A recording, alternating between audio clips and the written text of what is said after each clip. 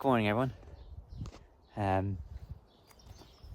Today I just thought I would do a review on the Abbey Tanker. We have it about 13 months now, and I've gotten a couple of questions on what I think of the Belmac tanker, and I've also gotten a couple of questions on, just want to move up around the back of it here, the dribble bar versus the trail and shoe. So we're just gonna have a quick conversation on it, talk about each tanker, and then I'll give you my opinion.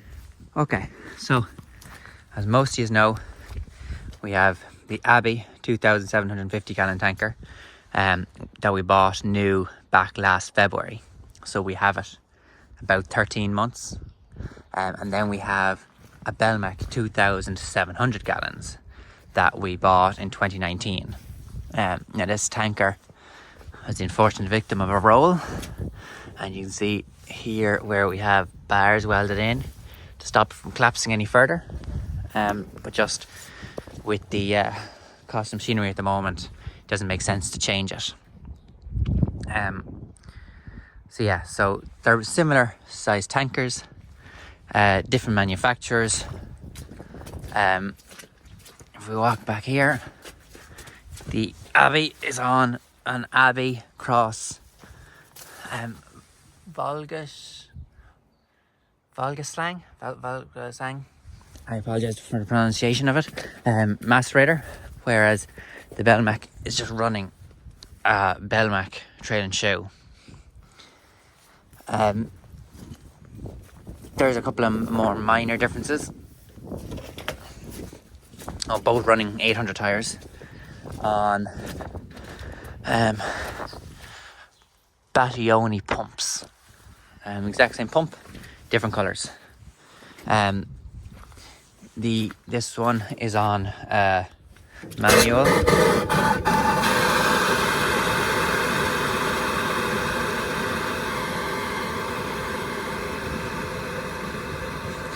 Obviously there's a bit of pressure. You can see here there's a bit of water in the tanker.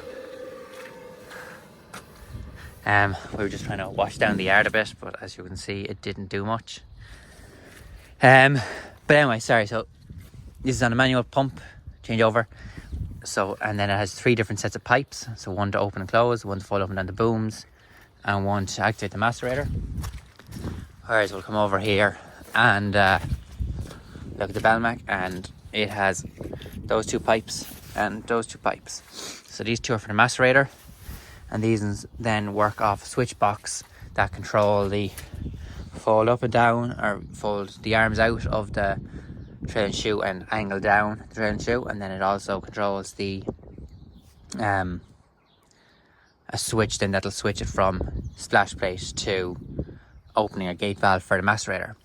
This tanker also had a hydraulic changeover, but I don't know, we just couldn't not catch it, so we had to give up on the concept, but that's fine. That one's the same as it. Both of them have 3 fill points, one either side in the front and one on the back left. Now that's again another point on the dribble bar versus the trail and shoe, is that the dribble bar has the fill point here at the back, whereas the Belmac has it here between the wheel and the trail and shoe, and it's just a bit of a nuisance when you have to reverse up to a tank. Then the Belmac has its access point here, where it's there on the Abbey, so you have to lift off the dribble bar to do it. But both of them have stone trucks underneath to what's the word I'm looking for? To empty the stones out if you need to, so you don't really need that. Yeah, they both have sight glasses here and here. The big advantage of the Abbey sight glass is that from around 15% full, you can see the slurry showing up in the glass, and then as soon as it hits full, you know the tanker's full. Whereas with the way this is solid here, and again up there, you can't, only really see from around 30 to 80% of how full the tank is.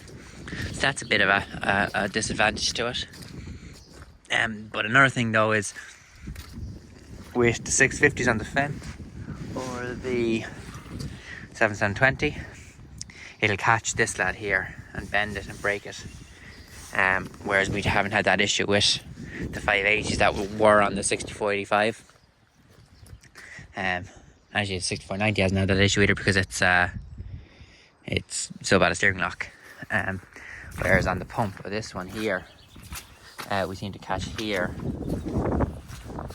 and here with the tires. Okay, we'll go back to the back here now and talk.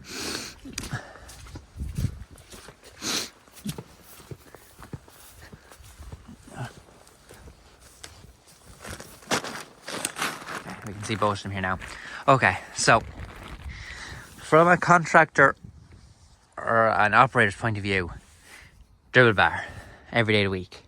We were going to put a dribble bar on the Belmac when we bought it, but from talking to people, it seemed like customers wanted the trail and shoe, and now that we have both, they really don't care. So whenever it comes time to change the Belmac, and it will be coming up soon, because we're going to change the tanker and the trail and shoe rather than putting money into the macerator. But not exactly sure how soon that'll be. But anyway, so we will go for another drill bar. They're just easier used. You fold them down, you turn on your macerator, you open your gate valve, away you go. Because it doesn't get half the blocks the trail and shoe does. As a matter of fact, if you look at 99% trail and shoes, they have a little rubber lad here that leaves in a tiny strip, and we just removed them because we were getting so many blockages. It was painful, so we just removed them. And we'll say if you do 100 loads, that might block might get 2 blocks at that 100, whereas that'll block about 20 times, or used to block about 20 times, whereas it used to block about 60 times with the little rubbers.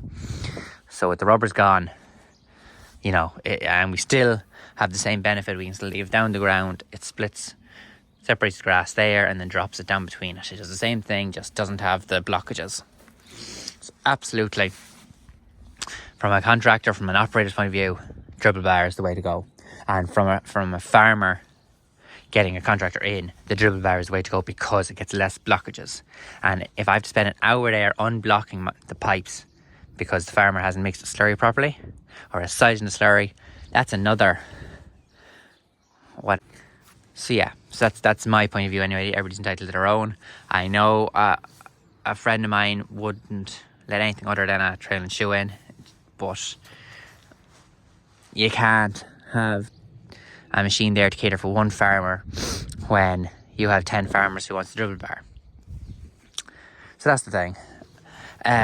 So yes, that was one question, was dribble bar or trail and shoe.